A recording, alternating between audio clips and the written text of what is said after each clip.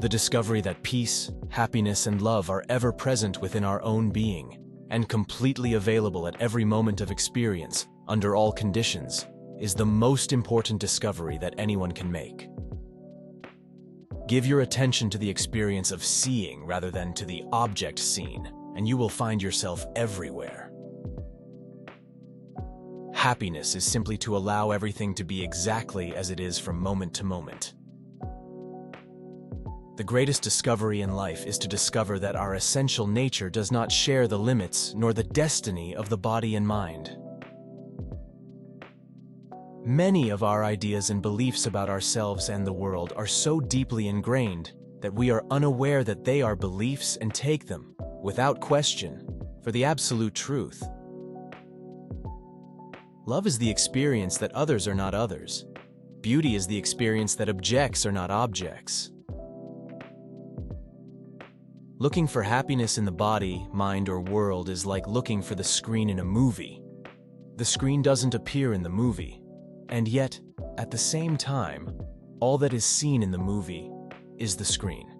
In the same way that the screen hides in plain view, so happiness hides in all experience. The mind, the body, and the world are made out of consciousness, but consciousness is not made out of them.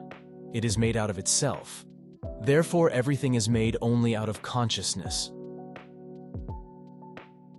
Love is the natural condition of all experience before thought has divided it into a multiplicity and diversity of objects, selves, and others. We don't have to wait for the right circumstances to have happiness. When feeling is divested of the feeler and the felt, it shines as love. When seeing is divested of the seer and the seen, it shines as beauty. Cease being exclusively fascinated by whatever you are aware of, and be interested instead in the experience of being aware itself.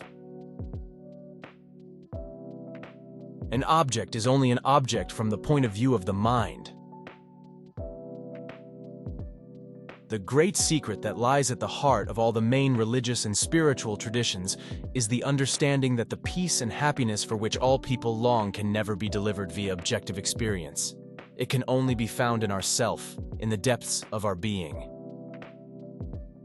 We do not have to eradicate a separate self in order to be knowingly eternal, infinite awareness, or God's infinite self-aware being. There is no separate self to be eliminated. To attempt to dissolve or annihilate a separate self simply perpetuates its illusory existence. To discipline the separate self is to maintain the separate self. If we look closely at the actual experience of the body rather than the idea we may have of it, we find that our only experience of it is the current sensation or perception. All sensations and perceptions appear and disappear, but our self-aware presence remains throughout. This ever-present I cannot therefore be made out of an intermittent object such as a sensation or perception. There is only experiencing from moment to moment, and this experiencing is one ever-present, seamless whole. Awareness has no experience of its own appearance, beginning, birth, duration, disappearance, or death. When the doors of perception are cleansed, everything will appear as it truly is, infinite. Allow yourself to be colored by experience temporarily, but do not become limited by it.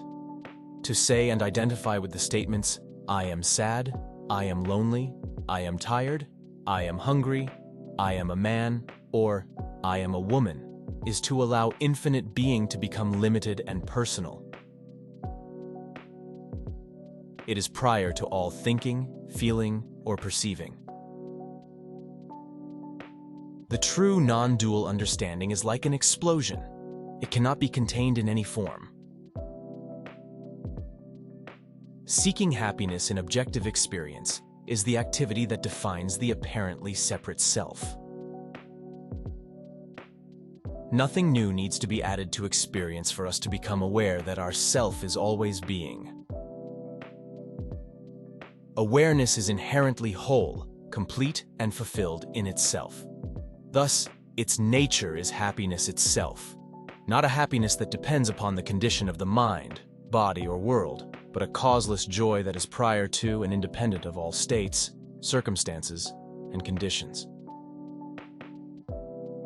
It is the self-aware screen of awareness, upon which the drama of experience is playing and out of which it is made, that becomes so intimately involved with the objective content of its experience that it seems to lose itself in it, and, as a result, overlooks or forgets its own presence, just as a dreamer's mind loses itself in its own dream at night.